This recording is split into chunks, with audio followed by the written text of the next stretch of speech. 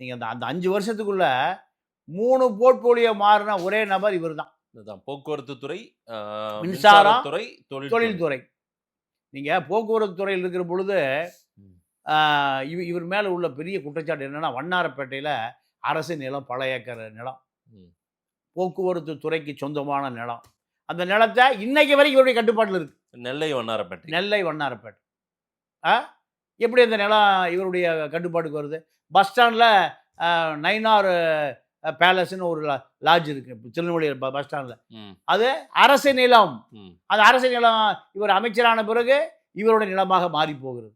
இப்படித்தான் அவர் மேலே நிறைய குற்றச்சாட்டு. சரி, நைனார் மீது சொந்த எதிர்கட்சிக்கு குற்றச்சாட்டு இல்லை, சொந்த கட்சி குற்றச்சாட்டு. இப்போ பிஜேபியில் சேர்ந்த பிறகு அக்கா தமிழிசையோடு சேர்ந்து நீங்கள் தெலுங்கானாவில் பெரிய குவாரி பிஸ்னஸ், 20 கோடி ரூபாய் வரி ஏய்ப்பு இன்னைக்கு வரைக்கும் வழக்கு பெண்டிங்கில் இருக்கு. 20 கோடிக்கு வரி ஏய்ப்புனா ஒரு 2000 கோடி ரூபாய்க்கு அங்கே இருக்கிற மழை பூரா ஜல்லி ஆயிருக்கு, குவாரி ஆயிருக்கு. சரி, ஆந்திரா, தெலுங்கானா, தமிழ்நாடு எல்லாமே ஜல்லி தொழிலில், குவாரி தொழிலில் குடிக்கிட்டு தொழிலதிபர் அமைச்சராக்கப்படுகிறார்.